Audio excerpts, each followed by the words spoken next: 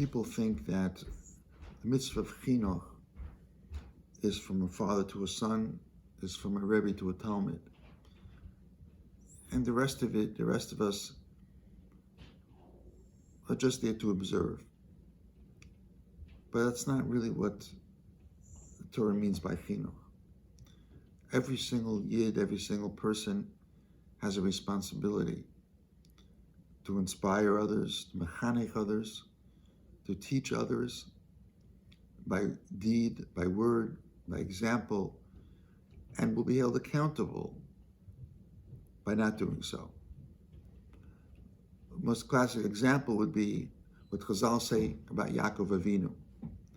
Chazal tell us that Yaakov Avinu was one of the people that went into Golus, that were forced into Golus. And we know that Yaakov was sent into Golus. He had to go Golus Mitzrayim. Why was Yaakov forced into Golus? What did Yaakov do? We know normally the Torah tells us Golus is a punishment for someone who kills b'shogeg. You have to run to the Golus, to Aryeh Miklat. Where did Yaakov kill anyone b'shogeg? Yaakov was over a tzicha b'shogeg, that it warranted the punishment of Golus. And the explanation from Chazal is that yes, Yaakov had an opportunity to influence Esav HaRasha and to bring him Tachas Kanfei HaShechina. Now, we know that Esav was obviously, Yaakov felt was a lost cause. Torah describes Esav committed 5 cardinal averas in the same day, in one day, that he came to his father to bring the food so he can get the brachos. Esav was Esav HaRasha. The person there's no ability to change him. You can't inspire him. You need to stay away from such a person. But Chazal tell us different. You abandon a brother where you could have made an effort, you could have tried, you could have done something, maybe you hear a tshuva. We don't realize the extent of responsibility that a person has to be able to try to influence someone else, no matter who it is, even Esav HaRasha.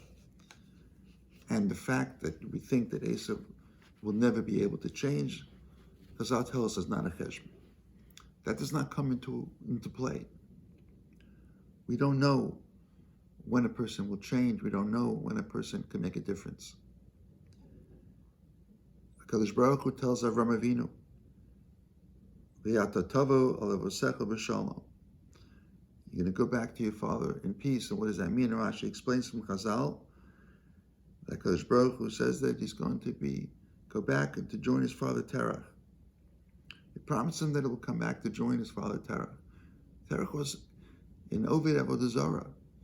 Terach was someone who was a priest of Avodah Zarah. It was a person who had a factory making and selling Avodah Zarah to the masses. According to one opinion in the Medrash, he was the one who turned over his own son, Avram, to be burnt at the Kivshan HaEsh, to Nimrod, for breaking an idol in the shop, in the store. And yet, HaKadosh Baruch Hu tells him, Avram, you're going to go back to Terach. Why? Because Terach was Sof Yama did tshuva. When did he do tshuva? He was with Avram. When did he do tshuva? When he brought Avram to the Kivshan HaEsh? When he sold Avodah Zarah, manufactured and sold Avodah Zarah to people in the world, spreading Avodah Zarah? No. It was after Avram left already. But Terach had the opportunity to think as he got older and began to focus upon what kind of son he has and the mission, the life's mission and goal of Avram Avinu. And it inspired him. And Terach was Zochah to do tshuva with Sof Yama. And so Avram said, HaKadosh Baruch Hu said, Avram, I'm going to return you to Terach. To understand what it means. To understand what it means that we know when a person can be influenced, even a Terach, even an Esav. And it's our responsibility, whether it's a father, it's a brother, it's a friend, it's a neighbor, just a member of Achinu B'nai Yisrael, to go out and to reach and to try again, by deed or by word or by example, of what it is to be Baruch Hashem, to be considered HaKadosh Baruch Hu's children, and to be considered someone that's supposed to be a light unto the nations of the world. But in order to be able to do so, one has to believe in what he's selling. Because I'll tell us that Noach mikatei emunah habe. Noach was someone of small emunah, limited emunah. And the question begs, but Noach built a teva, because I'll say for 120 years, every day went out, was mocked and made fun of and ridiculed by everybody. What are you doing, old man? Making a teva, Kadosh Baruch Hu was going to destroy the world. They laughed at him. He was a laughing stock. But he continued persevering because Kadosh Baruch Hu told him to, because he believed that the Mabul was coming. So what do you mean, mikatei emunah habe? So I once heard an explanation that in those 120 years, how many people did Noach influence? How many people joined him to come onto the teva when the rain started? The drops started coming down, that a mabul was happening. It was just Noach, the animals, and his immediate family. Where were all the people? All the people that he influenced in 120 years. The fact that he did not influence even one person, it must be mikatei emunah habe. Because you can't influence someone if you don't really believe in something fully. Noach is tzaddik haya, tamim haya b'darosav.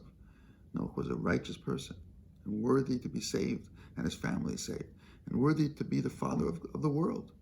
When everything was destroyed, Noach was a progenitor of the entire world.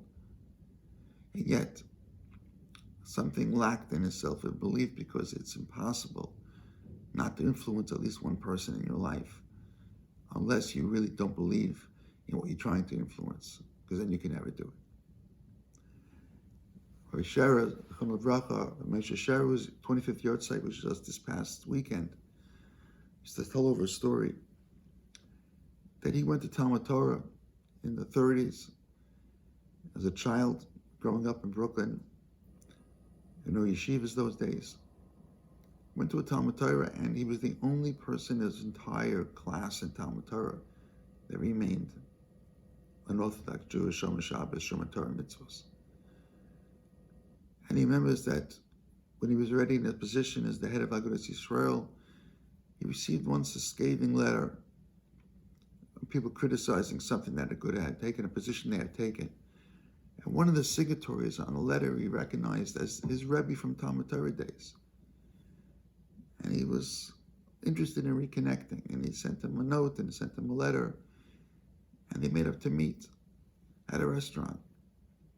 And he would get to reconnect to his Rabbi from Talmud Torah so many years ago. And when he came into the restaurant, he saw his Rabbi sitting there and eating without a yarmulke. And he went over to me and says, now I understand. All the years, since the days I was in Cheder, I was trying to understand. We all went to Talmud Torah. Why didn't any of my friends stay connected at all? What about the influence that they received from the Rabbeim like yourselves? And he says, now I understand. Because you really didn't believe in this stuff yourself. The fact you could sit and eat here without a yarmulke in a public restaurant means you yourself don't have that belief and deeply rooted into your neshama of the requirement of Torah and mitzvahs into what it is to be living as a Torah Jew, as an Orthodox Jew. And if you don't have it in your heart, if you don't really believe it, then you can't influence anyone. Can't influence anyone. That's why all my friends from my classmates, not one stayed, remained true to his faith.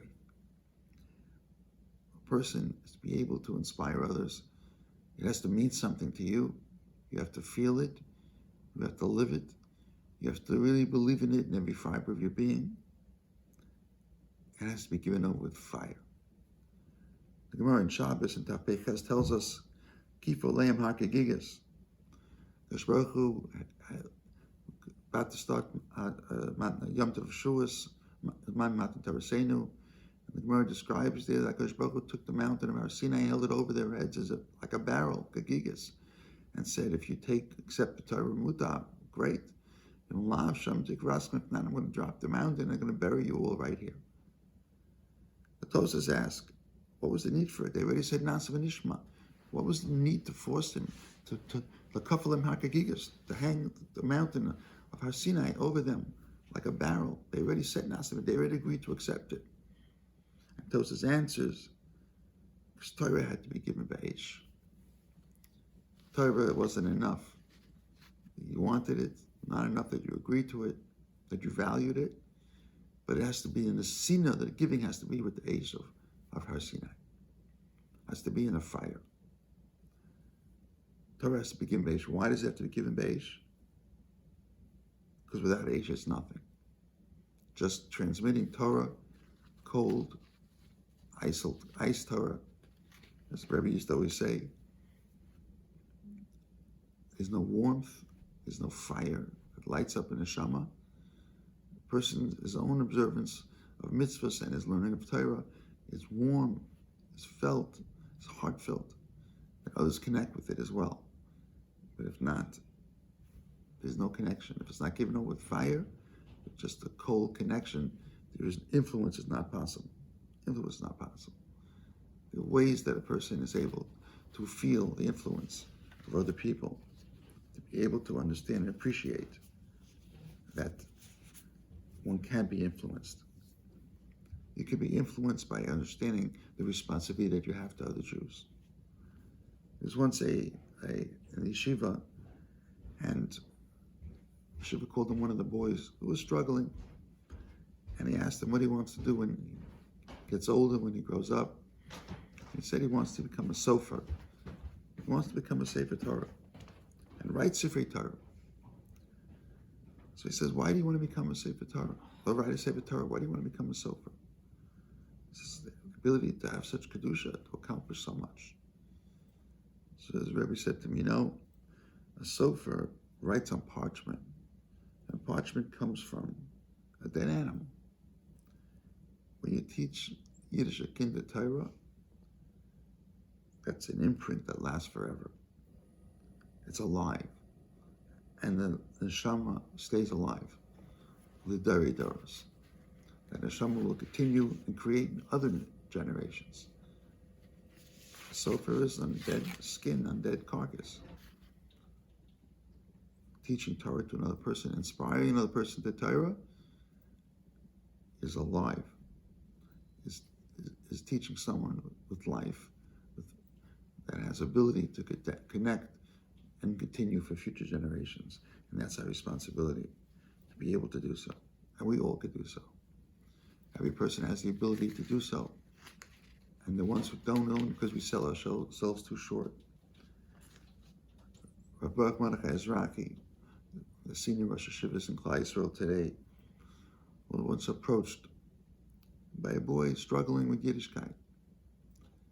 And he said to him, Rosh Hashiva, understand that it's so difficult. The challenge is the nisyonos. After all, I'm only human. I'm not a malach. And I can't seem to withstand the nisyonos. Baruch Monach Ezraki thundered in the way that he always does. He says, you're right. Chas v'shalom. Chas v'shalom. You're not a malach. But you're a basar b'dam.